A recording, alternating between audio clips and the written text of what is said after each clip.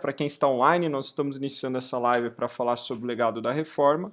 Inicialmente, o professor Rômulo fez uma pergunta bastante interessante que tem a ver sobre isso, que ele perguntou como que o iluminismo se relaciona com a reforma protestante e como que ela conversa com a teologia liberal do século XIX, que vai trazer uma nova perspectiva sobre as escrituras, que é um tema que está sendo discutido nessas últimas semanas. Então, a primeira coisa que a gente tem que entender nessa pergunta que ele falou é entender o que é o iluminismo. A reforma ele é uma consequência do humanismo renascentista, porque a reforma ela traz a ideia de uma religião individual. Isso não quer dizer que é uma religião individualista, mas isso quer dizer que a reforma ela acaba sendo uma nova perspectiva da fé, uma fé que tem que ser racionalizada, ou seja, razão não está obstante da fé. Uma coisa que a gente tem que entender, razão não está obstante da fé. A Bíblia tem uma razão, só que ela não é apenas material. Então, a Bíblia ela tem uma lógica em cima dela. E é isso que a reforma traz com Martinho Lutero e com Calvino. Por quê? Porque ela vai racionalizar os dogmas ou a doutrina da igreja. Por quê? Até então, a doutrina da igreja era constituída por dois materiais básicos: a Bíblia, Sagradas Escrituras, e a tradição católica. A tradição católica seria não só seria as bulas papais dos concílios. Então todo concílio, que não é... Entenda uma coisa, que concílio não é aquilo que o Papa ratifica. Concílio é aquilo que a Assembleia de Bispos, a qual o Papa... muito obrigado. O Papa encabeça. É claro que, como ele sendo Papa, ele tem poderes para, muitas vezes, apontar a direção do concílio, mas não é o Papa que toma todas as decisões, é o concílio. Então, quando você for falar de fé católica, esses são os dois materiais. Então, a tradição, ela diz como você deve interpretar a Bíblia. Por isso que os católicos vão contra a ideia da sola escritura. Por quê? Porque a sola escritura, ela ataca a tradição. Porque quem diz como devemos interpretar a Bíblia? Pro protestante, para Lutero, é a própria Bíblia. Pro católico, é a tradição que deve indicar como você interpreta a Bíblia. Até que na Contra-Reforma isso é reforçado com o catecismo católico, que é praticamente um resumo dessa tradição católica sobre os dogmas da igreja.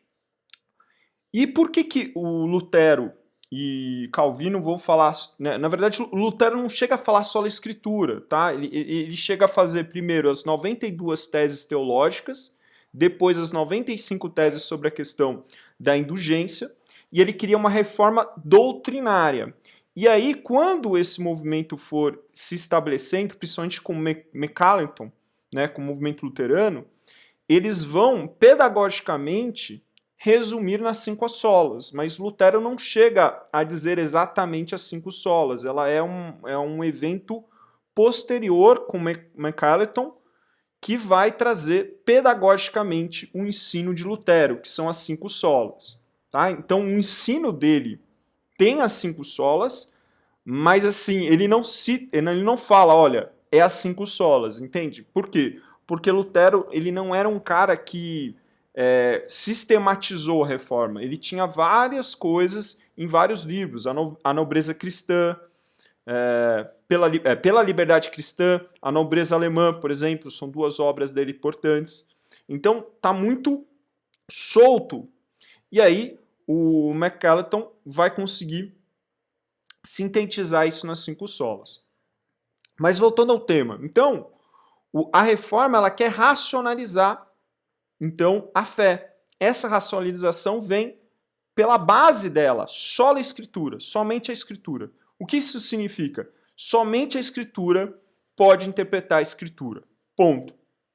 Mas como fazer isso? Aí o Calvino complementa o Lutero com um método de histórico gramatical. O que é o método histórico gramatical? Você tenta interpretar o texto mais próximo do que ele quis dizer na sua origem. Então, o que é o método histórico gramatical? Você tenta interpretar esse método com a maior proximidade que ele tem na sua origem. Para isso, você tem que estudar a língua original do texto e, para isso, você tem que entender o contexto a qual ele está sendo escrito, para quem e por que está sendo escrito. Disso vai sair os 4 outros pontos. Solamente Deus, né? Ou seja, toda autoridade, governo e soberania está em Deus, não está mais em homens. Então, por isso que a igreja protestante é uma igreja que é uma comunidade de fé, é uma assembleia. Não tem diferenciações horizontais, verticais, como na igreja católica. É horizontal. Você tem diferentes funções, mas você tem igualdade de representação, porque todos podem interpretar as escrituras e todos podem falar com Deus.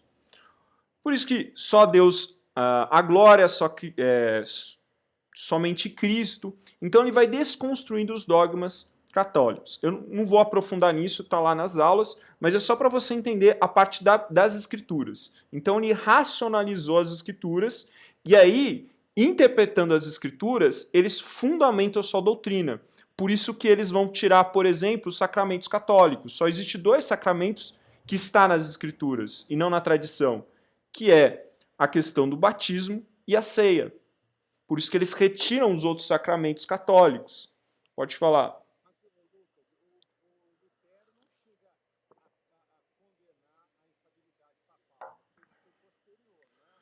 Na 92 teses ele já questiona, tanto na 92 teses como na 95 teses e principalmente na obra Liberdade Cristã.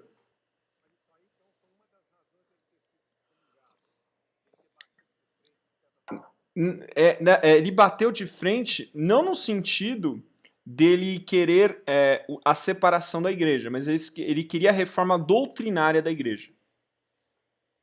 Tá? Porque o Lutero ele vai por fim a teoria das 2 espadas. As teorias das 2 espadas vêm lá do século VI, Papa Leão, né, e Papa Galácio, e depois ela vai ficar um pouco enfraquecida no final da Alta Idade Média e vai ser reafirmada em Papa Gregório, do século XII, né, Reforma Gregoriana, a famosa Reforma Gregoriana. O que é a teoria das espadas? O Papa é o poder atemporal, o poder espiritual, enquanto que os reis católicos são os poderes temporais. Então, um tem um poder espiritual, o outro tem um poder político. E o poder espiritual está acima de qualquer poder temporal. Por isso que todo rei tinha que ser ungido pelo Papa, tinha que ter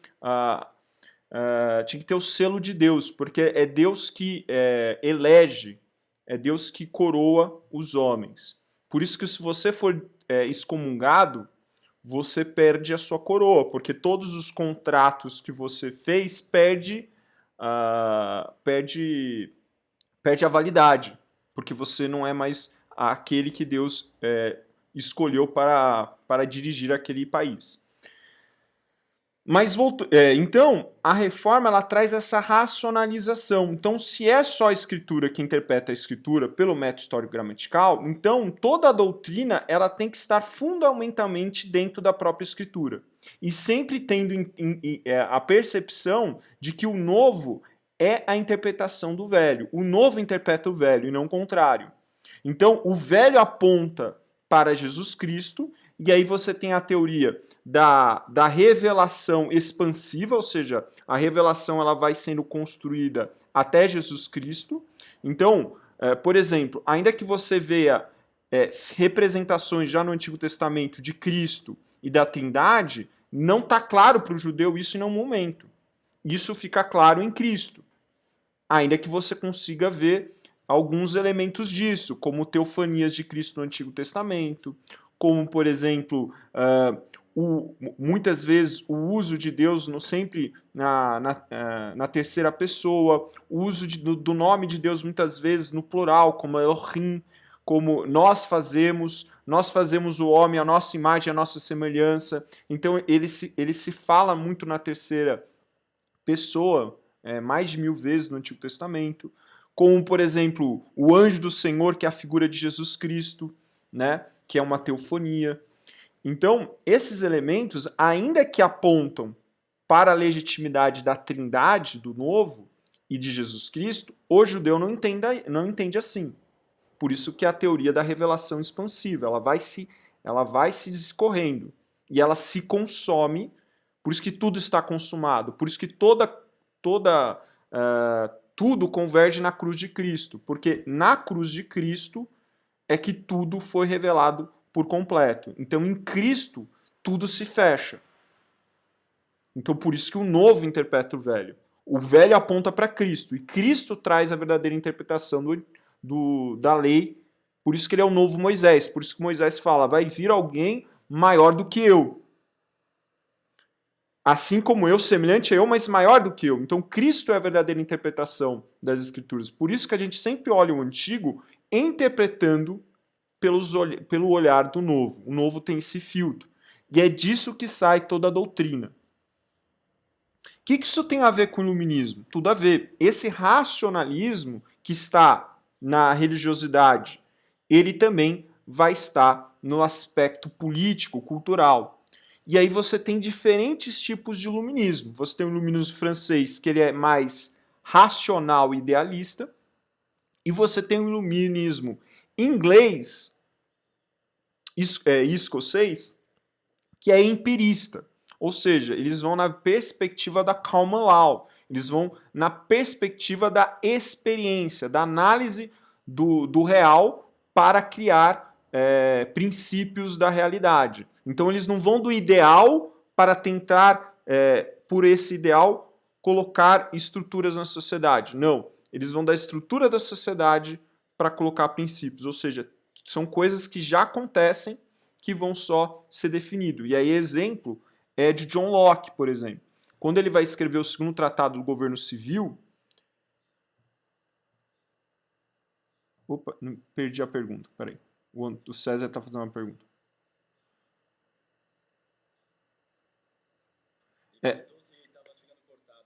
Tá ficando cortado? Tá.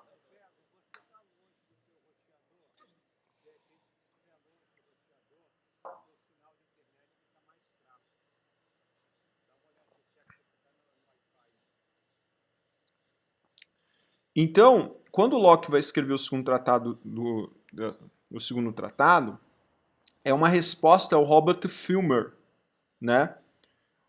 Que o Robert Filmer escreve um material dizendo que os reis eles derivam da primogenitude de Adão, ou seja, eles têm todo o governo e poder, toda a autoridade e poder, porque foi dada a Adão e aqueles que descendem, que seriam seus primogênitos. E aí Locke responde Filmer dizendo não, Deus fez todos iguais, a sua imagem e semelhança, dando vida, liberdade e propriedade. Então, o que o Locke está fazendo? Primeiro, todo direito vem de Deus.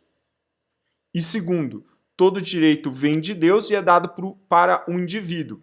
E esse indivíduo, dentro de uma sociedade que ele vai no caminho de Hobbes, entendendo que o homem é mau, como a Bíblia diz, né, o homem é mau, por isso que o Hobbes vai dizer que o homem é lobo do próprio homem, né, porque Hobbes dizia o seguinte: se todo homem desconfia do próprio homem, se todo homem se acha mais forte do que o outro homem, a solução mais lógica é eu vou atacá-lo antes que ele me ataque. Por isso que é um contexto de guerra, né? Então, nessa sociedade inicial, a sociedade familiar, por Locke, ele está num contexto caótico.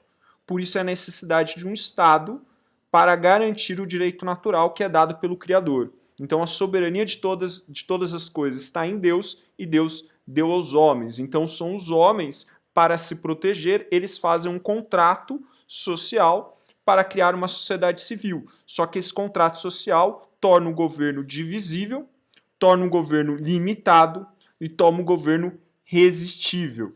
E aí, agora, citando Abraham Lincoln um pouco depois, um século depois, todo poder todo poder é do povo, para o povo e pelo povo.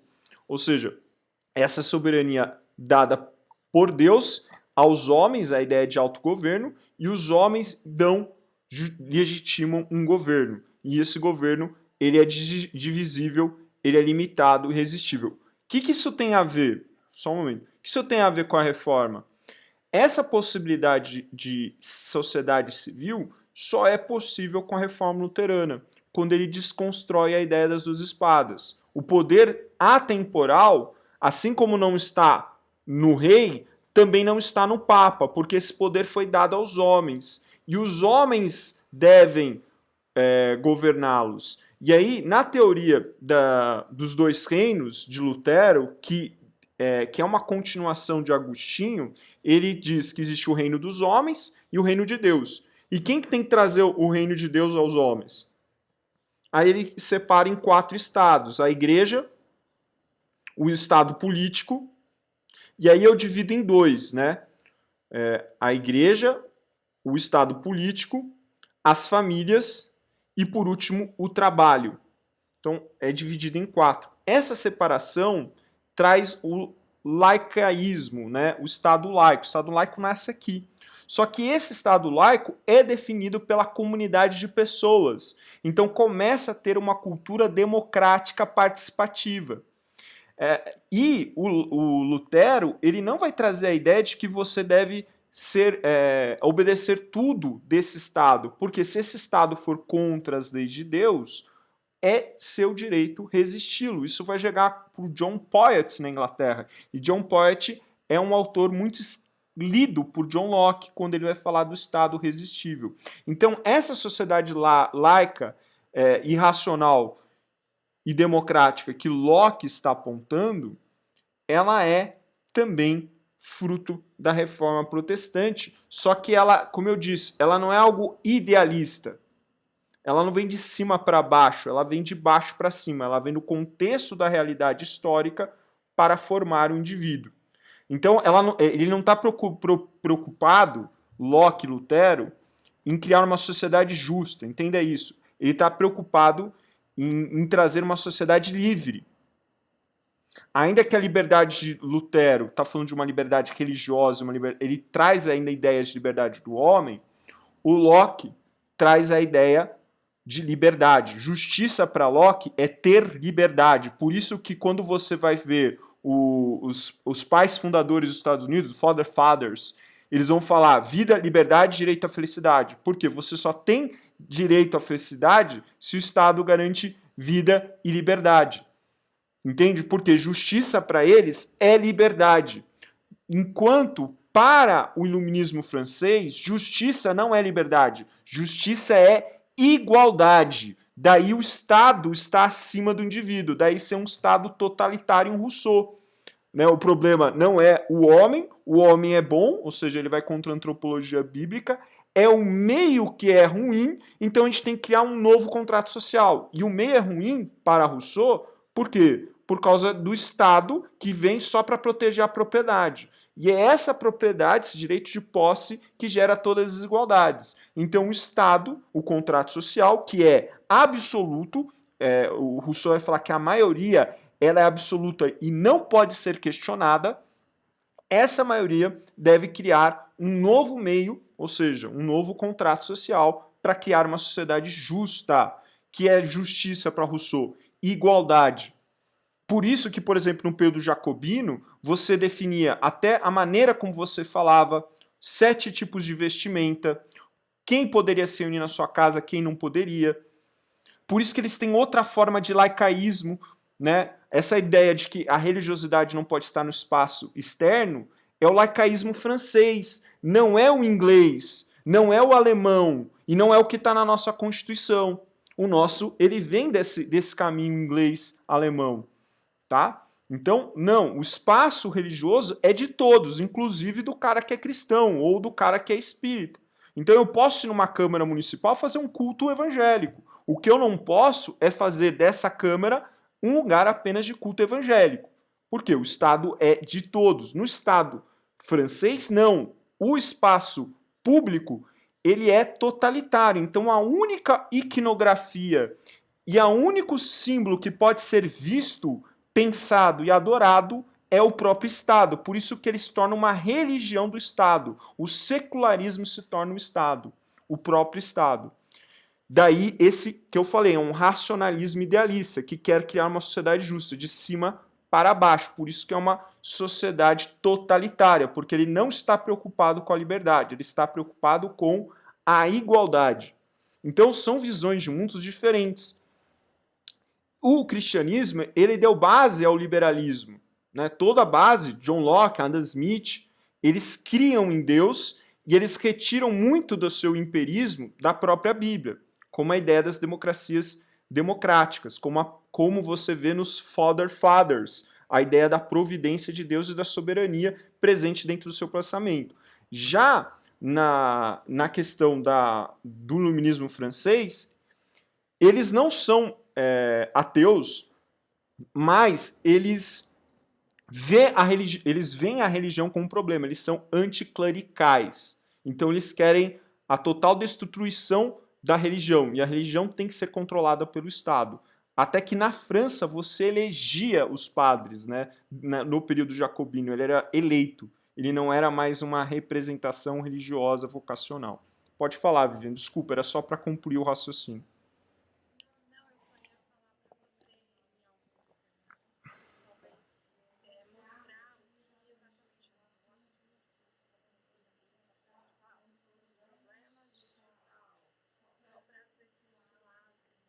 É porque eu estou respondendo a pergunta do Rômulo. Que tem a... Ah, tá. Desculpa. O Rômulo tinha perguntado como o luteranismo tem a ver com... Como a reforma protestante tem a ver com o iluminismo e como o iluminismo tem a ver com o secularismo e a teologia liberal.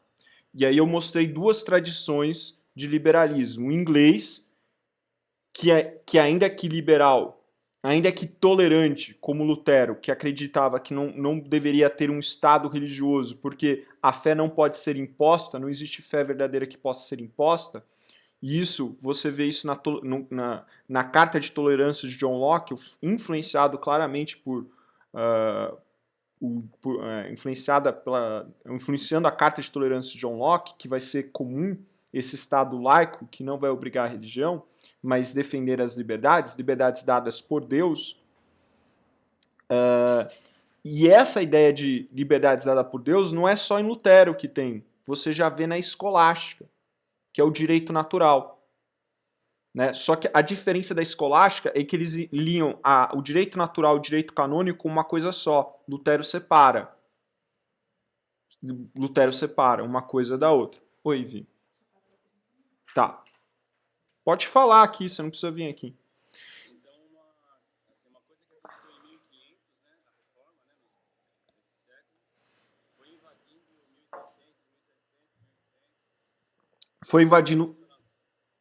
Foi invadindo a obra do John Locke, que eu estava dizendo, que é de 1670, e foi invadindo a questão das obras de Rousseau no século. Só que aí não é só a influência do Lutero, é a influência desse novo modelo de pensamento. Só que como o pensamento anglo-saxônico é muito influenciado pelo luteranismo, e o calvinismo, eles sempre vão ter, junto com a liberdade, a ideia da soberania de Deus, a providência de Deus, né? Enquanto eles não fazem essa divisão, ainda que não seja obrigatório, ele entende que todo direito é fruto de Deus, e Deus deu para proteger a nossa liberdade, porque o foco deles é a liberdade. Enquanto que no iluminismo francês, esse Deus ele fica preso no espaço privado e o foco é o Estado. Porque que acontece? A sociedade liberal, ela quer criar uma sociedade livre, como Deus criou. A sociedade francesa, o iluminismo francês, quer criar uma sociedade justa. O reino de Deus é o agora, não é o vindouro. Ele quer trazer a ideia do reino, da justiça de outrora, do reino divino de Jesus Cristo agora. Então ele está saindo desse caráter mais espiritual sendo totalmente materialista. Que depois, né, eles não têm esse termo materialista, que quem vai trazer vai ser o Marx analisando esse mesmo idealismo francês para falar do materialismo histórico. Por que eu estou falando isso? Porque é desse materialismo histórico francês, né, nessa esteira desse quase materialismo histórico, né, que você está vendo aqui, que vai vir Marx. E ao mesmo tempo, a teologia, ele vê na história um ferramenta de defesa da sua fé. Por quê? Como no empirismo você tem um problema, porque o empirismo inicialmente, ainda que ele fala do soberano Deus criador, depois eles vão começar a tirar a figura de Deus, como o Hume, né? David Hume, que vai falar que todo ser, ele é um ser moral, mas eu não posso dizer de onde vem essa moral, porque eu não posso experimentar. Então uma das maneiras da igreja se defender a esse tipo de coisa é falar que Deus estava revelado na história. E essa teologia histórica começa a olhar cada vez mais a história no século XIX apenas como um produto histórico-cultural. E é dessa linha do século XIX, da história cultural, que nasce a teologia liberal. Então a teologia histórica do século XVIII é para se defender do empirismo, que como que você consegue mostrar Deus se Deus é algo que não pode ser provado empiricamente. Você responde isso como? Pela história. Então, a Bíblia é só um livro de história? É. E aí você vê no século XIX a teologia liberal que entende a Bíblia como um produto histórico. Só que isso não chega nesse nível de interpretação que a gente tem hoje. Por quê? Quando você tem Foucault, na década de 70, você tem um giro linguístico.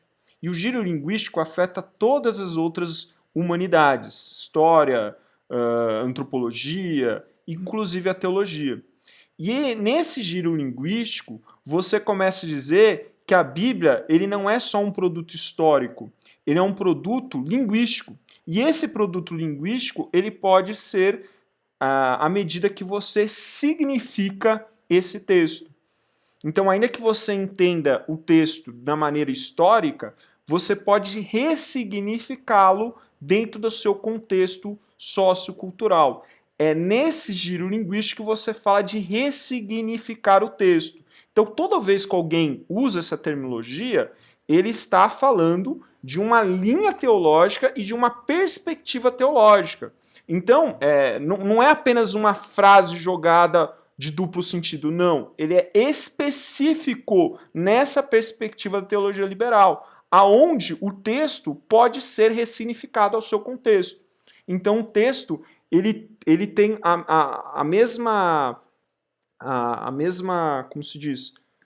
O texto e o indivíduo, eles têm o mesmo tamanho, já que no século XIX ele é um texto apenas histórico, e agora no século XXI, ele não é século XX, XXI, ele é apenas um texto histórico, é um texto que pode ser ressignificado ao olhar de hoje. Então, no século XIX, o texto só se torna histórico, mas eles tentam ali achar o Jesus histórico, achar aquilo que seria a igreja histórica, então ele tem um limite da história. Com o giro linguístico, ele não precisa mais se limitar na história. Ele pode ressignificar segundo o contexto da realidade de hoje. É nessa perspectiva que vem teologia da libertação, é dessa perspectiva que vem a teologia na íntegra. A teologia na íntegra que diz que quer fazer uma teologia ao contexto latino-americano. E quem que são as figuras expoentes dessa teologia da missão na íntegra, que é fruto dessa teologia liberal e do giro linguístico? Dois caras, Ariovaldo Ramos e Ed René. Então, quando o Ed René fala aquilo, se você concorda ou não, entenda que ele está anunciando essa teologia liberal. É essa a visão de mundo dele. É essa a visão dele de mundo. Então, entenda que aquela pregação não é apenas aquela frase. Por isso que naquela pregação ele anuncia duas coisas.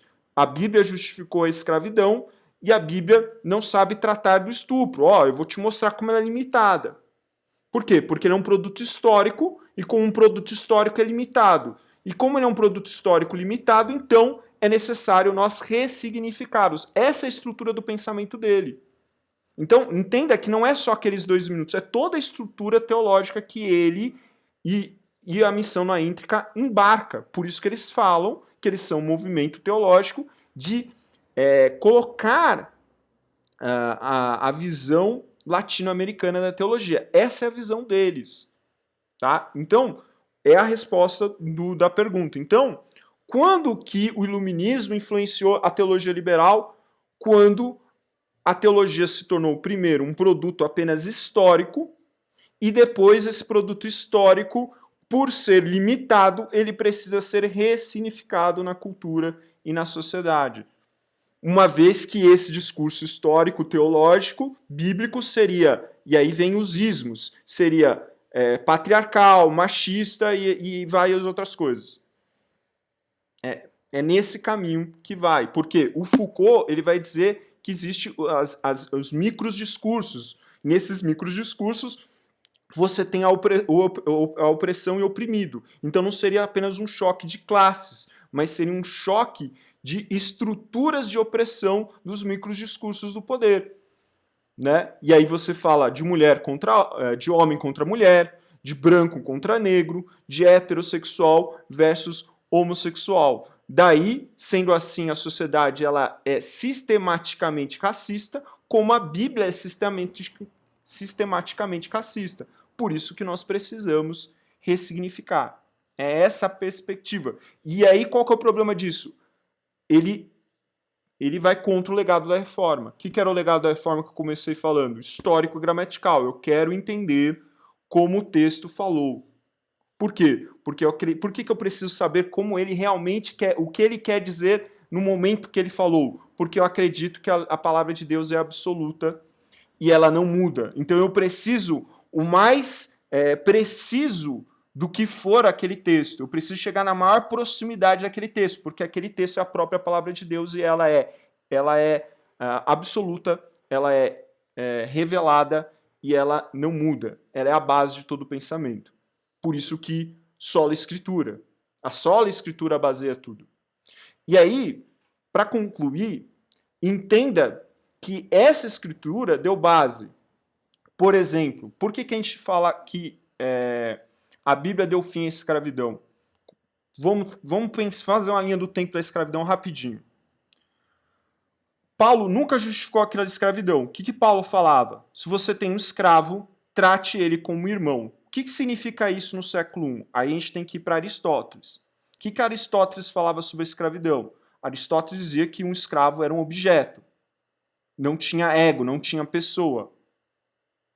Então, assim como você tem na selva pessoas que foram criadas para dominar, pessoas para serem dominados. Os escravos nasceram para ser dominados. Eles são coisas, eles são propriedades, eles não são pessoas. Quando Paulo fala para proprietários cristãos que têm escravos, trataram eles como pessoas, você acabou de romper a escravidão, porque escravo não é pessoa. Entende? Ele se torna uma pessoa, quando ele fala trate como na carta de Filemão, como você estivesse tratando a mim. O que ele está dizendo? Que ele é uma pessoa com particularidades, então trate como um trabalhador. Só que não foi só isso que o cristianismo fez. Nos séculos 2 e 3, quando o dono do escravo não era cristão, a igreja se levantava e comprava esse escravo para ele sair de um cativo opressor e dava liberdade a esses caras. Depois, com a queda do Império Romano e o início das construções dos estados germânicos nos séculos 7 e 8, o cristianismo, se tornando o pensamento hegemônico da Alta Idade Média, o que ele vai começar a dizer? Que a escravidão é contra a Bíblia. Porque Deus não pode ter feito homens para dominar homens. Então ele proíbe a escravidão entre cristãos. Por isso que você vê na constituição do sistema feudal, após a Antiguidade Tardia, a criação da servidão. Por quê? Porque aquele trabalhador é uma pessoa. Se ele é uma pessoa, ele não pode ser escravo. Então você põe fim ao sistema escravista na história europeia. Só que ainda você tem um sistema escravista mundial. E isso vai confrontar mais a fé cristã com a grande expansão marítima. Por isso que você já vai ter textos católicos do século XV, como Casasbancas, como Francisco Marroquim, que vai questionar a escravidão. Por que eles vão questionar a escravidão? Porque vai vir um direito natural do homem ter vida, liberdade e propriedade. Ele não pode ser escravizado. Só que qual que é o problema? O que é pessoa? O africano é uma pessoa ou não é? Ele é um ser humano ou não? Lembra que existe a teoria das diversidades de raças, que vem antes do darwinismo, mas que vai ser aprofundada ainda mais com o darwinismo na eugenia, mas tinha. Então, o que é ser humano e o que não é? Daí a construção de um direito internacional que vai falar, não, todos os seres humanos são seres à imagem e semelhança de Deus, deve ser respeitado. Até começa a criticar a colonização espanhola, que eles devem fazer a guerra justa, que é reivindicar a área dominada, mas tratando com dignidade e respeito o dominado. Disso, quem é fruto disso? Não só Lutero, como Locke. Daí nasceu o direito individual, que é a primeira era do direito. Aqui, né, inicia o direito. Todos são iguais perante a lei. Todos têm direito à vida, liberdade e propriedade. E isso, na Inglaterra e nos Estados Unidos, era complicado, porque você tinha partes da sociedade escravistas. Então, na hora que você aprova isso, você não discute a escravidão, porque primeiro você precisa criar esses governos. Após você criar esses governos, seja na Inglaterra, seja nos Estados Unidos, você começa a discutir a escravidão. Daí, o movimento Wilberforce na Inglaterra ser tão fundamental, porque a ciência que já estava trilhando a ideia de diferenças raças dizia que não, que a escravidão era algo natural, porque o pensamento clássico pensava assim e a ciência começava a pensar assim. Então, pensar no fim da escravidão era algo, naquela época, não muito progressista. E os cristãos bateram de frente isso e conseguiram aprovação tanto na Inglaterra, com Wilberforce, como nos Estados Unidos. Só que os Estados Unidos demorou mais. E aí você vai ver, primeiro, o Partido Republicano e depois o Abraham Lincoln, as sociedades abolicionistas, o Partido Republicano e Abraham Lincoln, que vai pôr fim à escravidão. E é interessante que depois que você tem a fim à escravidão, a África e o Oriente Médio continuam praticando a escravidão em muitos lugares até 1970, como a Etiópia até 1960, como o Iraque até 1970. Para você entender, isso é fruto da civilização ocidental. Aí você me diz para mim que a Bíblia é racista? Peraí, quem foi Abraham Lincoln? Quem foi Wilberforce? Qual era a maneira que eles pensavam? Quem foi a escolástica? Quem foram os padres da patrística do século VII que questionaram a escravidão? Então, é você jogar fora todo esse passado histórico. Mas como as pessoas não sabem o que é história, porque a história é uma ferramenta de percepção da realidade, eu uso ela para mudar a percepção real da história.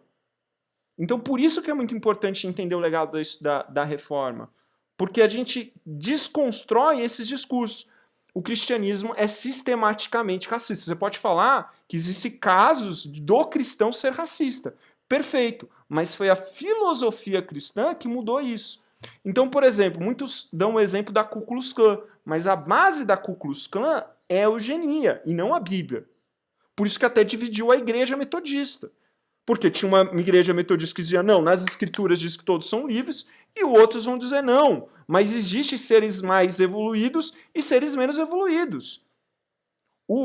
E aí a discussão era, o escravo não é pessoa, o escravo é propriedade, it's not people, ele é uma propriedade, ele é um objeto. Por quê? Porque é a eugenia de raças. Aí a gente está falando de Chamberlain do século XIX.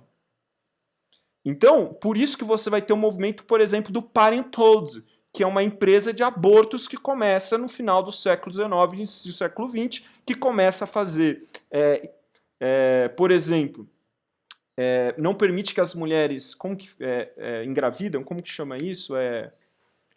Quando você não permite que a mulher se engravida, como que chama isso?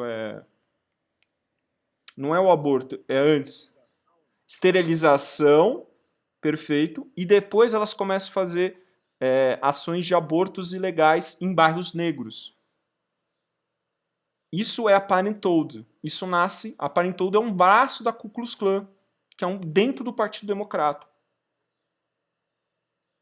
Então, entenda, ainda que você tenha esse movimento, que eram pessoas cristãs, a filosofia dirigente ali não é a filosofia cristã, mas é uma filosofia eugênica. Por quê? No outro lado do mundo, o Belfort está lutando com a escravidão. No lado norte, as maiores sociedades abolicionistas são sociedades cristãs. Então, por quê? Porque é oriundo da filosofia cristã questionar a escravidão.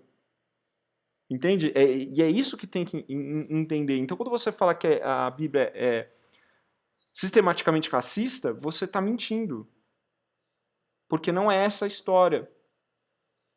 Não é essa a história. Até que quando tem a abolição, sociedade muçulmana continua com a escravidão, sociedade africana, muitos países continuam com a prática da escravidão, tá? Até que a escravidão vem da palavra eslavo, que vem de brancos da região da Rússia que eram escravizados tanto por árabes como por europeus. Para na Europa essa escravidão por causa do catolicismo, mas continua essa escravidão pelos impérios árabes no norte da África. Mais de 1,5 milhão entre 1500 a 1800 de brancos foram escravizados por esses reinos. Em contrapartida, 3,5 milhões foram para a América, afrodescendentes, e outros 3,5 para os Estados Unidos, 7 milhões no total nesse mesmo período. Então existe uma escravidão mundial, e aí você tem que desconstruir algo que existe por milhares de anos. Então esse é o legado. E aí a igreja trouxe várias transformações, como o Estado laico que eu citei em Lutero, como o fim da escravidão, como a ideia de democracia, de sociedade não não vertical, mas horizontal, como um indivíduo que tem direitos e pode resistir ao Estado, como a democracia, são fruto das escrituras. E é essa sociedade livre, aberta e tolerante que é o mundo livre hoje. E aí você vem falar para mim que é uma sociedade racista sistêmica, entende? Você não só está dizendo que a Bíblia é algo racista, que Deus criou algo racista, como você está dizendo que todo esse legado que eu acabei de falar rapidamente tem que ser apagado, não vale. Mas isso é narrativa. Por isso que eu muitas vezes não gosto dessas narrativas para a Bíblia, porque você está tirando todo o movimento histórico que veio antes disso. Aí, para concluir, se você for ver o Livre World, né, a parte do mundo livre, qual lado está? Qual é a região onde tem mais liberdade e democracia? Tá claro. Aonde passa o cristianismo, você vê liberdade e democracia. Aonde esse cristianismo foi expulso, você vê fim de liberdade e democracia. É simples assim. Tudo bem, pessoal? Desculpa se eu me alonguei, mas eu aproveitei e fiz aí um resumo do legado. O Rômulo não pode perguntar mais.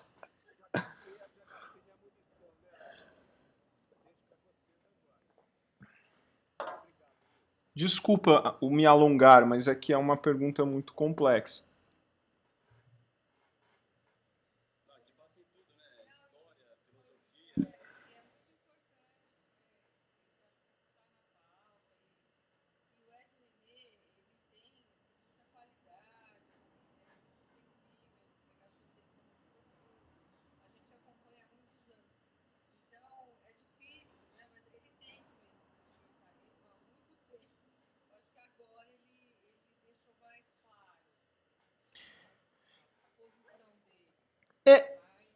Isso não quer dizer que as pessoas são ruins, são visões de mundo diferentes. Então, assim, quando eu citei aqui, entenda que eu estou citando não a pessoa, mas sim a visão, a cosmovisão. Né? E aí cada um é livre de identificar qual cosmovisão suscita a melhor verdade. Mas essa é a cosmovisão do Ed René. Isso está no movimento da íntegra. Então isso não quer dizer que o trabalho... então você está falando que o trabalho do Ed René? Não, tem um trabalho muito importante. Quem sou eu para questionar? Mas a sua cosmovisão é essa.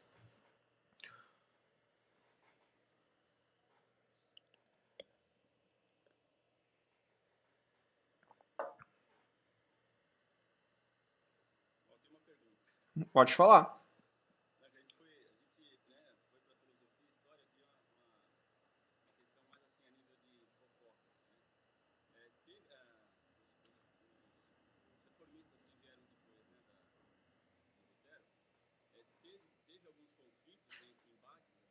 Teve. Tiraram os batistas, chegaram até a nível Sim, teve. de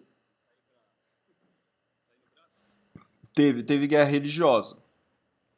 Como, por exemplo, Entre protestantes. entre protestantes. Você começa com Lutero, entre os luteranos e os anabatistas, por exemplo.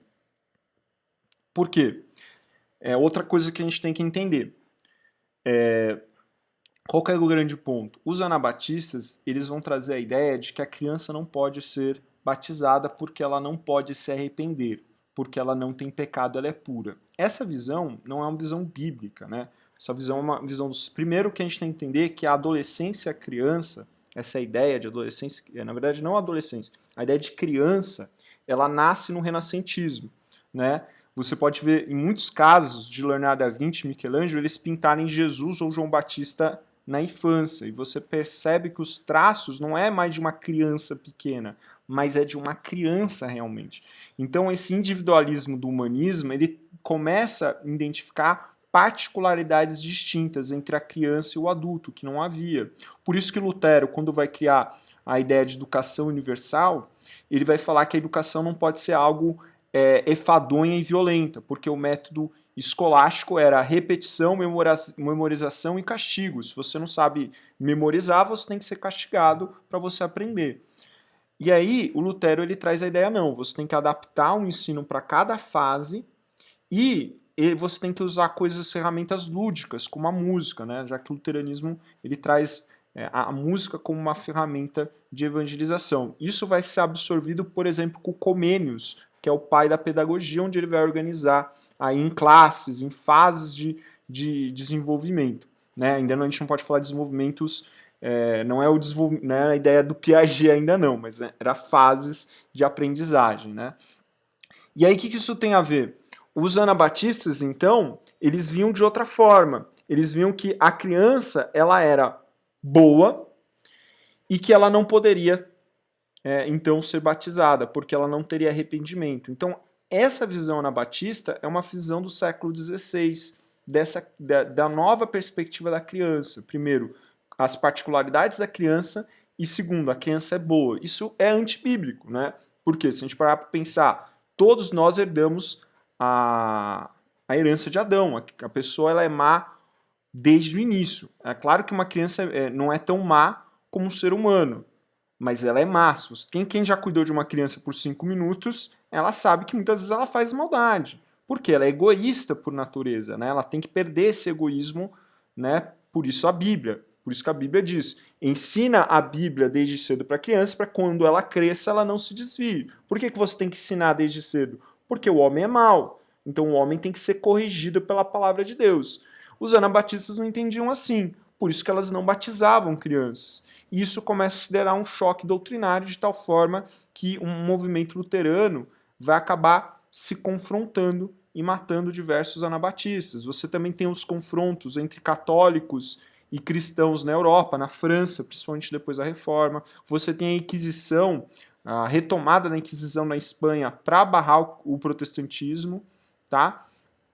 Então você vai ter o confronto sim, só que com cada vez mais a ideia de tolerância que vem com Lutero e vai se escorrendo com Locke, isso vai mudando, porque acaba esse vínculo entre uma religião e um Estado, e isso vai se dissolvendo. Então, com o passar do tempo, você vai ver sociedades livres, abertas, onde o Estado é laico. Então, quanto mais o Estado for laico, menos disputas a gente vai ter. Então, com o decorrer do tempo, com o liberalismo, você vai ver essa mudança. Tá? Liberalismo que é fruto dessa tolerância da reforma protestante. Né? Então, isso vai mudando, mas houve os confrontos. Né? E isso é o grande mérito do cristianismo. Toda vez que a igreja passa por uma crise, ela olha nas suas escrituras uma maneira dela se reformar. Toda vez que ela está em crise, ela olha na sua essência o que ela é. E o que ela é em essência, se você estudar a patrística? Uma igreja pacífica, uma igreja tolerante. Quando, por exemplo, a gente fala da igreja católica se tornando religião oficial do Império Romano, quando Constantino se converte, ele não impõe a religião oficial. Teodósio II também não impõe uma religião oficial. A religião oficial vai acontecer, imposta, depois de um golpe no Senado romano, que vai tirar o descendente de Constantino, desculpa, Teodósio II não, Constantino II, né? Ele vai tirar o Constantino II, que era um rei muito cristão para a época, um imperador fraco, e aí eles vão retomar a perseguição ao cristianismo. E aí, como esse novo imperador ele vai durar pouco tempo, que ele vai adoecer e morrer, Teodósio II volta com poder, e aí, para acabar esse confronto religioso, ele impõe o cristianismo como religião oficial, mas ele dá um porém. Você pode ter outra religião, mas em casa. Mas há muita vista grossa mesmo daqui em diante, né, dos cristãos. Mas a ideia de impor a religião no século V, ela é um resultado desses confrontos, né, mais pagãos do que cristãos. Isso quem está falando sou eu, vocês podem acompanhar o livro do Paul Vane, Quando o Mundo se Tornou Cristão. Ele vai falar isso lá no penúltimo capítulo, antepenúltimo capítulo, tá? Então, e aí não vai imposição. Aí o mundo medieval, principalmente com a figura do Papa, que vai criar aí os estados teocráticos, né? Monarquias absolutistas que vão assumir uma religião, que são os reis cristãos, a ideia dos reis cristãos, né? Mas aí isso depois é desfeito lá na Reforma.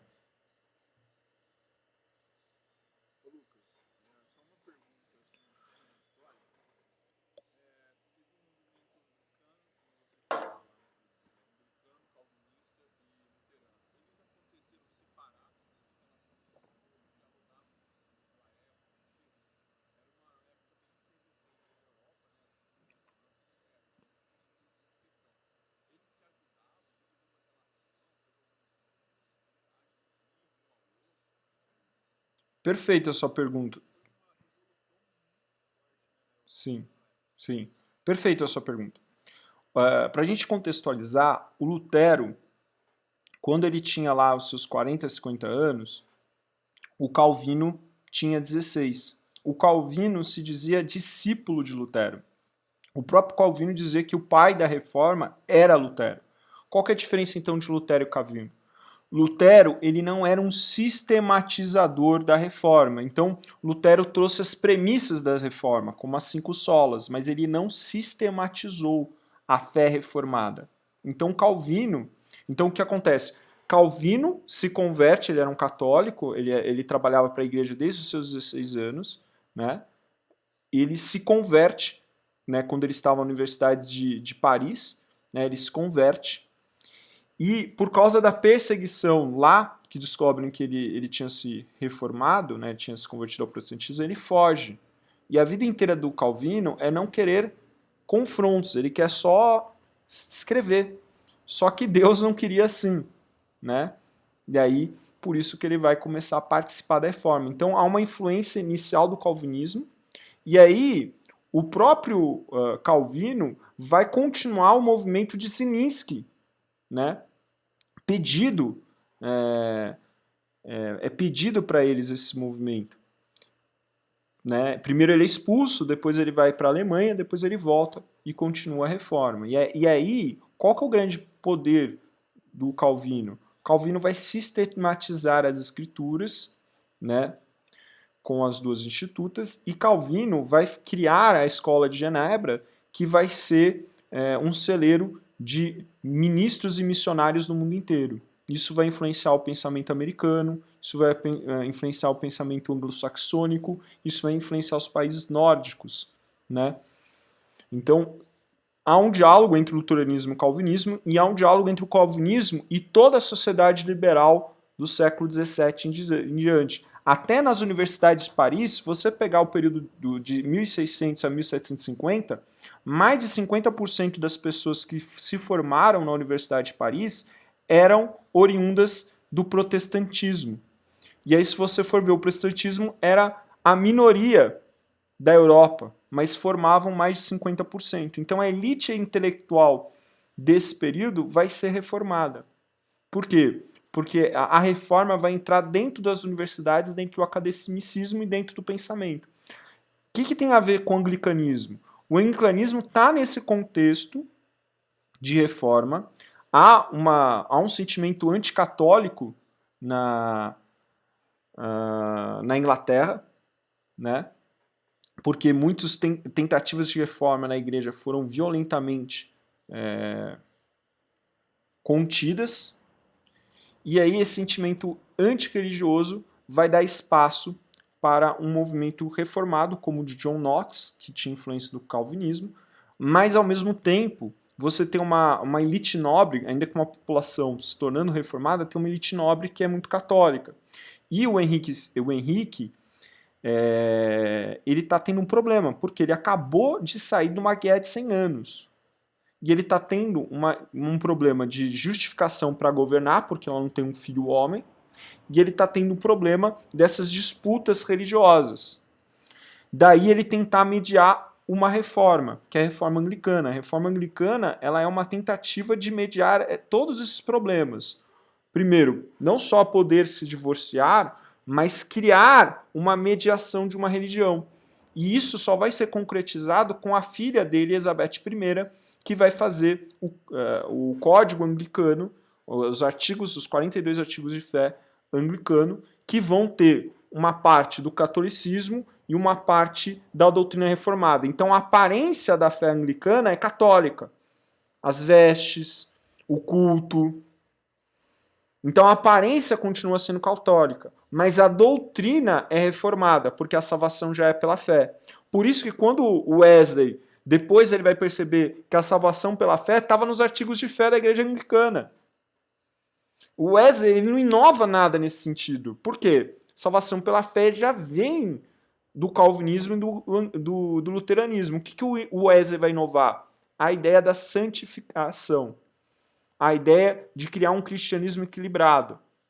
Algo que o calvinismo tentou, numa perspectiva aristotélica, de que eu não sou salvo pela fé, mas pela predestinação de Deus.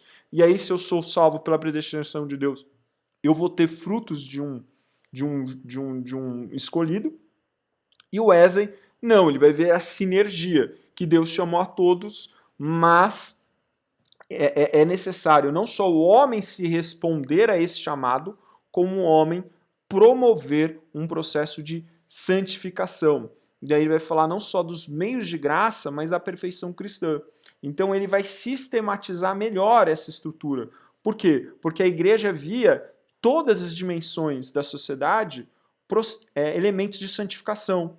Então ele via a escola, ele via a universidade, ele via ajudar a questão dos movimentos trabalhistas na Inglaterra, ele via as pessoas pobres, ele via a ideia de você ter que jejuar e orar, ensinar a Bíblia, ele via as bands, que eram os grupos de edificação das escrituras, a escola dominical, percebe? Por isso que ele é o cristianismo equilibrado, porque ele não foca em tudo, ele entende que tudo é processo de santificação. Né? Tudo faz parte da santificação, de retomar a natureza perfeita da criação. Por isso que ele fala muito de nova criação. Né? Então, por isso que o metodismo ele acaba sendo mais equilibrado. Né? Porque, primeiro, dá a liberdade ao homem, o arbítrio, né? De responder ou não. E segundo, não basta eu só responder e crer, eu preciso me santificar. E aí o que é santificar? E aí ele consegue teorizar muito bem. E ele vai mostrando que a santificação não é só um processo pietista, ainda que é um processo pietista, e a santificação ela tem que dar dentro da sociedade. E aí estar dentro da sociedade não quer dizer que é apenas um movimento de assistencialismo. Ele também é um movimento assistencialista, mas ele é um movimento educacional, ele é um movimento das famílias, das bands, das sociedades, ele é um movimento educacional, ele é um movimento social, ele é um movimento assistencialista, porque ele quer santificar tudo pelos princípios da Escritura. Isso vai influenciar pessoas como Wilberforce, por exemplo, que vai lutar contra o fim da escravidão. Vai influenciar os principais pensadores da educação inglesa. Então, assim, é isso. Então, eles conversavam sim. Então, o Wesley vai na esteira tanto de Lutero quanto do anglicanismo. Algumas partes do anglicanismo que fala de Lutero. Mas aí o Wesley vai ver toda essa perspectiva que eu falei dentro da patrística oriental. Ele é muito influenciado pela patrística oriental. E só mais uma questão que você está falando aí, você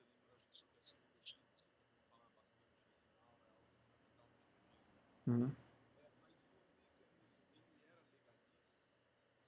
Ele tinha se tornado uma igreja que não falava mais para o indivíduo. Ela teria se tornado uma igreja não só legalista, mas universalista. Então ele discutia temas religiosos e não tratava mais do real. Ele não falava direto ao ouvinte.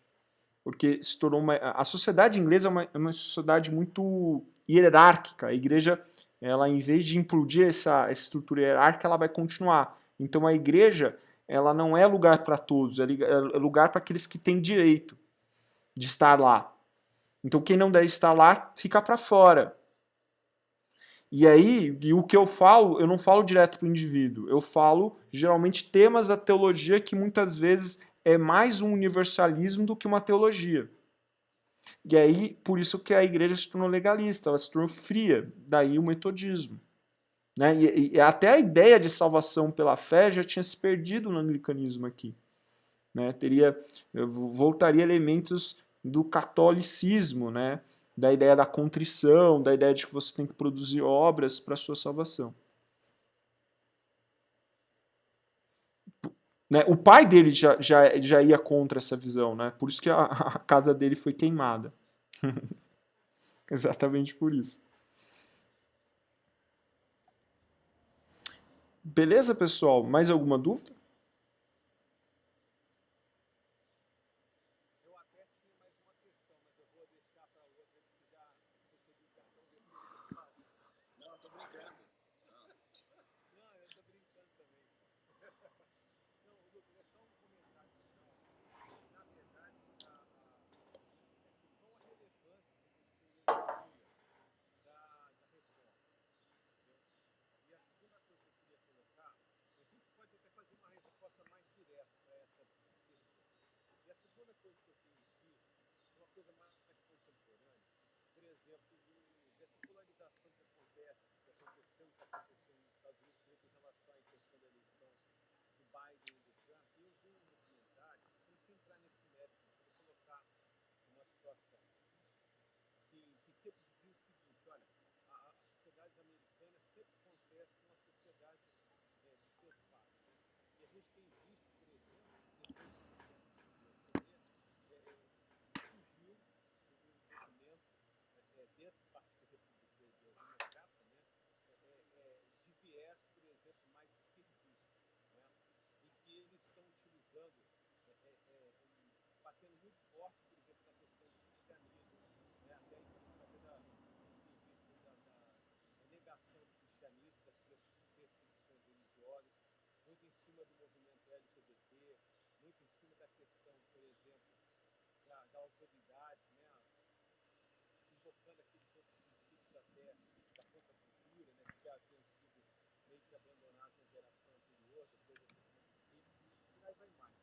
E aí, o interessante é que eles, pela estou colocando aqui de maneira anterior, até que o pessoal às vezes tem uma leitura errada, por exemplo, que o cristianismo ele era escravagista, e aí a pessoa colocou por lá, mas que não, mas às vezes existe uma desinformação que acabam colocando os cristãos e a Bíblia como um grupo conservador, né, e aí associando, por exemplo, ao Trump, né, e não pegando essa questão histórica até das sociedades laicas, né, que elas geraram a liberdade e até muita da própria Constituição americana, né, de vários países, tem princípios cristãos embutidos nela.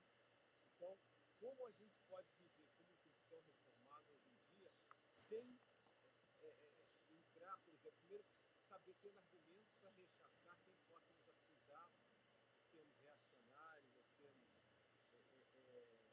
pessoas que vão contra as liberdades aí que a sociedade moderna tem pedido, e também como você vê essa questão daqui para frente, e talvez até quem vinha enfrentar nos próximos 2 anos aí na reeleição, por exemplo, do próprio Bolsonaro. Eu não fico pensando sempre em questões políticas, eu estou pensando no bojo do que está dessa questão da eleição. A primeira coisa existiram cristãos escravagistas. O que não existiu é que a filosofia cristã, ela foi um movimento que levou à desconstrução da escravidão. ainda que houve, em casos específicos, o uso da filosofia cristã para justificar a escravidão. Mas a escravidão não é fruto do cristianismo, pelo contrário, ela é questionada pelo cristianismo.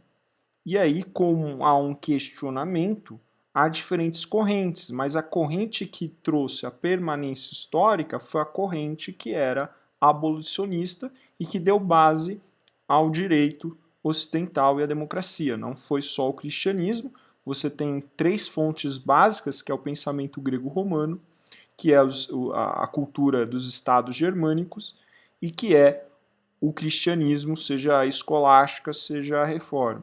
Então são esses três fundamentos. Só que quando a gente fala de Estado germânico e cultura grego-romana, é numa releitura cristã. Até porque tanto a Grécia justificava a escravidão, como a República Romana justificava uma sociedade estamental. Né? Então é uma releitura cristã. Então quando a gente fala muito do pensamento grego-romano, mas esse pensamento grego-romano que a gente tem é uma releitura da escolástica. E é isso que as pessoas não entendem. Porque se a gente fosse fruto totalmente da cultura grego-romana, ou a gente era totalmente escravagista, ou a gente era totalmente estamental. Ou a gente era uma tirania, um dos três. Você pode escolher, eram as três coisas que tinha na antiguidade. Entendeu? Então, assim, é uma releitura do cristianismo como a releitura dos estados germânicos que vai dar a ideia de nacionalismo. Né? Então, os estados germânicos deu base ao nacionalismo, você tem a cultura clássica e você tem a escolástica e a reforma. Primeiro a escolástica, depois a patrística escolástica e a reforma. Esses são os três motores da transformação da civilização ocidental, da construção da civilização ocidental. Aí a gente tem que perguntar, a escravidão é fruto do pensamento cristão? Não, a escravidão ela nasce desde a pré-história. Ela existe. E aí, tanto, por exemplo, a democracia não existia no século XV e XVI. A primeira tentativa de democracia é uma democracia escravocrata. Alguém esqueceu disso, de como que era Atenas, né, funcionava? Ou quando a gente fala da República Romana, como que ela funcionava? Né? Não só escravocrata, mas estamental. E aí esse estamental deu problema, daí virar um império. Então, daí, nessa leitura da civilização ocidental, nesse embojo dessas três correntes, nasce as democracias liberais, que é fruto da filosofia cristã. Então, ainda que existam cristãos escravistas, ou alguns movimentos chegaram a usar as escrituras, a escravidão já era uma estrutura vigente antes do cristianismo, e não precisava do cristianismo para se legitimar, mas foi o cristianismo que desconstruiu ela. Esse é o ponto, e não tem outro caminho além do cristianismo, porque é a única filosofia que vê a ideia do direito individual, da soberania de todas as coisas ser dado de Deus diretamente para os homens. Né? Então não tem um caminho que vá sem ele, você não consegue. Aí a gente chega no que você perguntou, como que isso tem a ver com os Estados Unidos? Os Estados Unidos é um país dividido. Por quê? Na década de 60, você tem um movimento chamado existencialista dentro das universidades europeias, principalmente Sorbonne na França, de Sartre. Esse existencialismo ele vai questionar as estruturas da sociedade cristã capitalista. Vai questionar a família, vai questionar as relações interpessoais, vai questionar toda a estrutura da sociedade. Então, vou te dar um exemplo. Então, por exemplo, o movimento hippie. O que o movimento hippie desconstrói? Que você não tem que viver para o trabalho, que você não tem que viver para o consumo, que você não tem que viver em família. Primeiro, família não é mãe, pai e filhos. Família é uma comunidade. Então, ninguém é de ninguém. As drogas não são algo ruim, mas drogas é algo para você experimentar, para você conhecer você. Porque o prazer é algo que deve mover as pessoas. Você deve desapegar das coisas de fora que são opressoras e você deve viver no seu eu buscando a sua liberdade interior, a sua felicidade. E essa felicidade pode ser sexual, pode ser com drogas, pode ser com música. E aí você deve viver essa vida em comunidade. Então isso é uma desconstrução da civilização ocidental. Junto com isso você tem o feminismo. Você vai ter a esposa do Sartre, a Simone de Beauvoir, que é da segunda geração do feminismo, a segunda onda, né? A primeira onda é as sufragistas radicais e a segunda onda é a Simone de Beauvoir. Quando ela vai escrever Terceiro Sexo, ela quer desconstruir toda a sociedade cristã, né? Porque, primeiro, o Marx e o Engels identificam que a raiz de todas as desigualdades não é a propriedade, vem antes da propriedade, é a família cristã. A família cristã é a origem de toda a desigualdade. Então a Simone de Beauvoir ataca isso. A ideia de que, primeiro, não existe gênero, segundo, a pessoa é uma tábula rasa, ela pode ser o que ela quiser, e terceiro, existe uma estrutura de opressão à mulher porque cria um modelo de que é ser mulher. E ela tem que se libertar, ela tem que parar de ser uma máquina de fazer bebês e ela tem que viver a liberdade do seu corpo.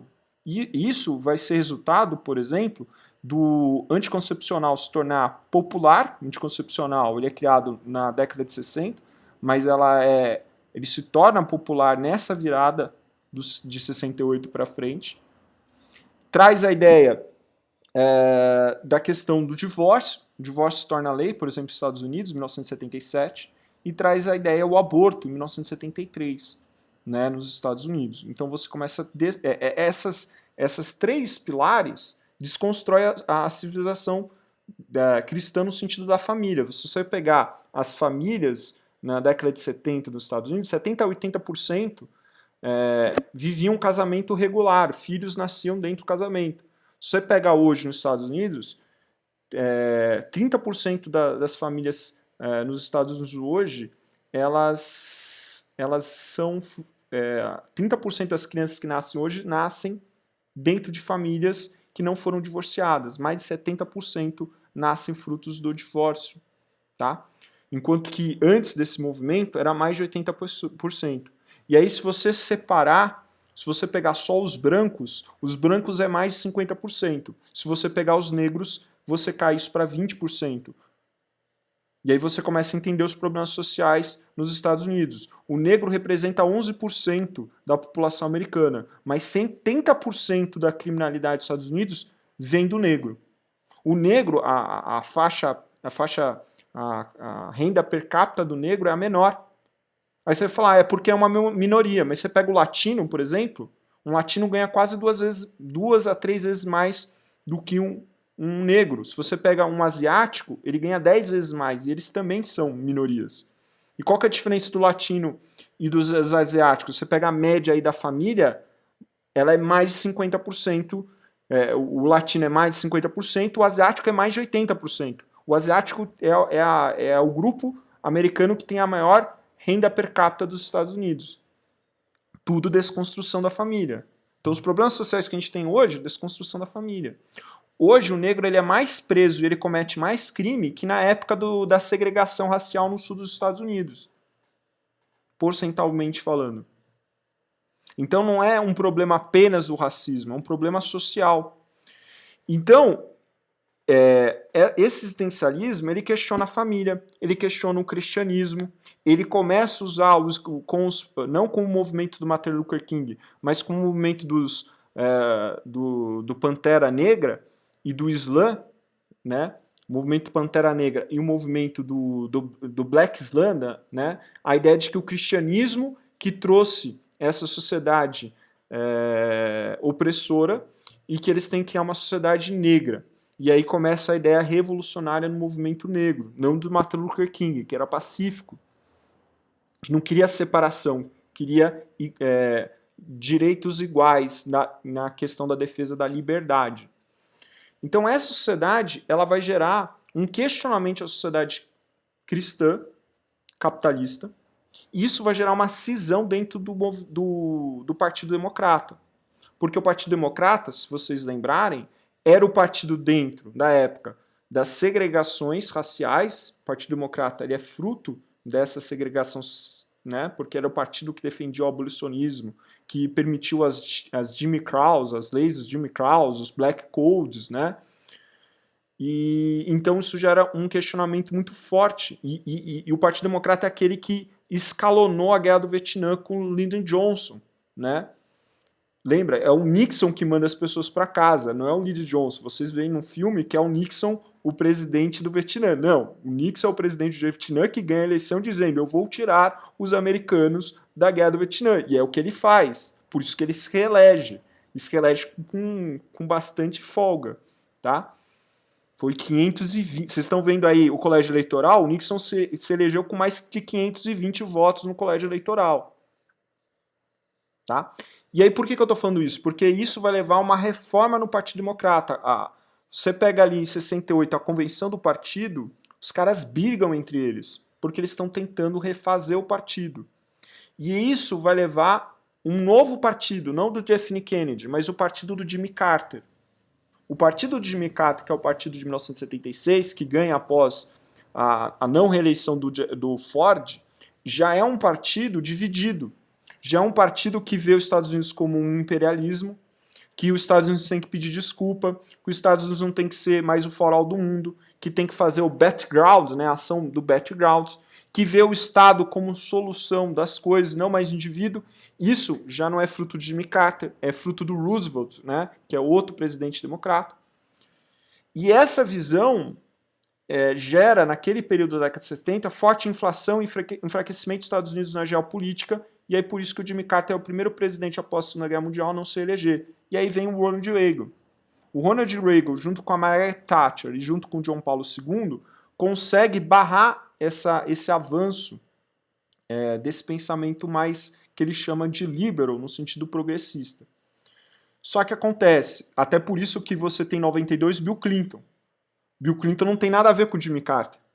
Bill Clinton é um cara muito mais centrista do que o Jimmy Carter. Até que o Bill Clinton ele se compara ao Ronald Reagan, né? Na questão do crescimento econômico, criação de empregos. Né? É claro que não tem a mesma moral do Ronald Reagan, vocês sabem por quê, não preciso explicar o caso Mônica Lewinsky para vocês. Então, mais ainda, você tinha um diálogo entre Partido Democrata e Partido Republicano. Por quê? Os democratas, eles não deu certo esse extremismo de Jimmy Carter, eles tiveram que voltar para o centro. Quando o Obama ganha, em 2008, o Obama dá vazão a novamente esse revisionismo histórico americano, a novamente a essa importância do Estado. Não é nós, o povo americano, queremos a independência. Não sempre a sociedade começa com nós. Não, é o Estado que começa antes. É a ideia de que o mito fundador americano, da independência americana ou da Constituição, é um mito racista. O Obama reforça isso. Ele pede desculpa pelo que os Estados Unidos fez. Ele não acha os Estados Unidos um país que é referência de liberdade. Pelo contrário, os Estados Unidos precisa ser refeito, os Estados Unidos precisa ser criado um novo ethos social. O Obama inicia isso, a ideia de um Estado e a ideia de que não é uma sociedade livre e justa, mas que ele tem que refazer, mas é uma sociedade racista. Até que o início do Black Lives Matter não é no governo Trump, é no governo Obama. E aí, qual que é a reação dessa ameaça ao Obama? Ainda que o Obama era mais centrado, né? Mas ele já apontava de novo para Jimmy Carter. Qual é a reação disso? Um sentimento reacionário populista. É o Trump, igual no Brasil. Qual que é a reação do lulopetismo, que também é nesse movimento progressista? Um populismo reacionário. E esse populismo reacionário, ele tem uma linguagem muito beligerante. E aí eu estou terminando, eu sei que falta poucos minutos, mas só para concluir, esse reacionismo populista, ele não se preocupa mais com a forma, ele se preocupa mais com os fins. Então, se você pegar a política do Donald Trump, retirando o Donald Trump, retira a pessoa tóxica do Donald Trump, ele foi um dos presidentes mais conservadores e republicanos. Ele indicou 3 ministros da Suprema Corte conservadores. Ele foi o cara que mais colocou na primeira e na segunda instância juízes conservadores. Ele fez o maior corte de impostos desde a época de Ronald Reagan até antes do Covid. Ele foi o presidente com um crescimento de 8% da renda do americano, porque ele reduziu mais de 200 milhões de regulamentações da época do Obama. O aumento da renda do americano saltou de 56 mil dólares para 67 mil dólares. O aumento dos grupos de pobreza, foram 4 milhões de pessoas saindo da pobreza, e tirou desses 4 milhões da pobreza, ele aumentou a renda em média do afrodescendente em 19%, do hispânico 16%, até por isso que nas eleições ele aumenta o seu escopo entre hispânicos e negros. Só que 54% da população americana considerava economicamente o presidente Trump melhor que Obama, 54%. Ele é o primeiro presidente dos Estados Unidos a perder uma eleição com a questão econômica sendo melhor do que o anterior, mesmo no contexto do Covid, porque nesse trimestre a gente teve um crescimento de 33% e nos últimos 4 meses foi crescendo 10 milhões de empregos. O que isso tem a ver, Lucas? Esse é o problema. Então, ele é um presidente que foi muito republicano, mas qual é a forma dele? Violenta, brusca, beligerante. Isso aumentou a polarização. Então, e aí a igreja não pode perder a sua essência. A gente tem que se posicionar, mas a gente não pode se posicionar perdendo a nossa essência, que é o quê? Nós não vamos para o embate violento. Nós não vamos para a discussão sem equilíbrio. Nós colocamos a nossa posição, mas sem ter um discurso beligerante, sem ter um discurso reacionário. E aí, a falta de forma do Trump custou as eleições. A falta de forma. Ele atingiu o fim, mas a forma é importante. Então, não é porque nós estamos ameaçados que nós vamos responder na mesma medida beligerante. Não é porque você tem Antifa e Black Lives Matter queimando os Estados Unidos que você vai ter os Proud Boys que se levantam também com cacetetes para brigar com eles. Não. A nossa resistência, historicamente, sempre foi pacífica. A gente não fez uma revolução contra Roma. Então, a igreja, se ela sobreviveu ou que ela sobreviveu na história inteira, a gente pode sobreviver de novo, mas não com reacionarismo populista, não com discurso beligerante, não com nacionalismo populista, mas com discurso que se posiciona, mas sem atacar beligerante o outro, sem dar continuidade à polarização. E é isso que faltou a esses movimentos de direita, que são frutos de uma maioria calada, que nessa sociedade das minorias não tem voz, e aí eles ficaram tanto tempo sem voz que quando eles têm voz, eles querem ser muito violentos, muito agressivos. Isso fere as pessoas. Ainda que as pessoas vão concordar com ele em muitas coisas, não vai votar por causa que a forma afeta. A forma afeta as pessoas.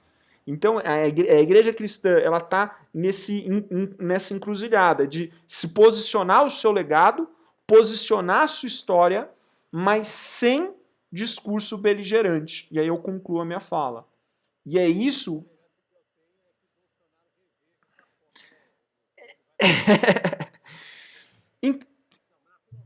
Ele não vai rever a forma dele, é a forma dele que ele faz aos 40 anos, ele não vai rever. Mas assim, existe o contexto que também não foi só isso que fez o Trump perder, né? O Covid, né? Que isso afetou, né? E também o que afetou foi o modo de eleição, né? Esse modo de eleição de modo postal permitiu os dois lados fazerem o que eles quiserem. E aí, quem tem mais controle dos condados onde tem mais pessoas? Os democratas. E aí, só para vocês entenderem, o Obama foi o presidente mais popular do século XXI. Ele teve 69 milhões de votos. É o recorde.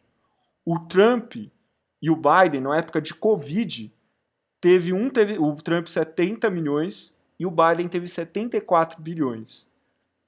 Então, assim, pra você ter noção, na época da Hillary Clinton, foi 60 a 62.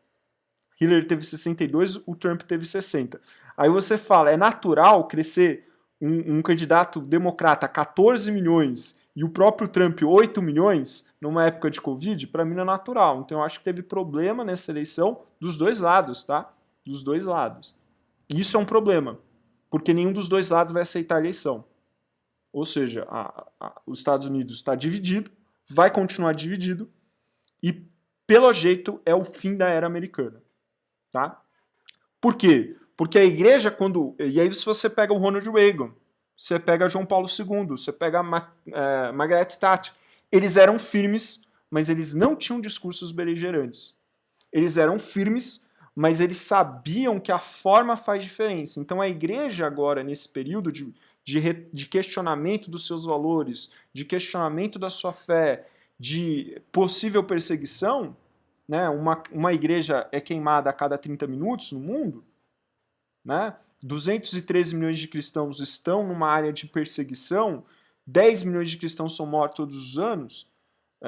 Nesse contexto, a igreja tem que se posicionar, mas ela não pode adotar formas que não é historicamente dela, que é algo beligerante. A forma importa. A forma importa para nós cristãos. Ela tem que fazer, e é isso que o Donald Trump e o Bolsonaro não entenderam. Tá? É isso.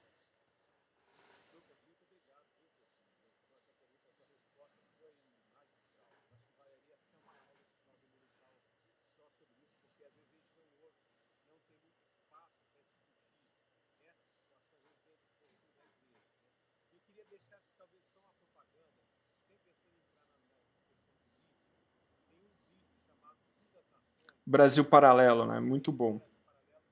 Muito bom. Muito bom mesmo. Se quiser entender um pouco mais disso aí que o Lucas falou, assiste esse vídeo, coloca lá Brasil Paralelo, Fim das Nações, no YouTube. É muito... Eu assisti, é muito bom, vale a pena mesmo. Teve um aluno que assistiu minhas aulas que eu falava sobre isso, e ele falou, pô, alguém pegou o que você explicou lá em sala de aula. Foi ele que falou, eu acho que não, o documentário é muito melhor, mas ele falou, o que você falou lá, tá lá no documentário. Ele fez essa ligação. E o legal é que ele não toma lado, ele só faz a análise, é muito legal.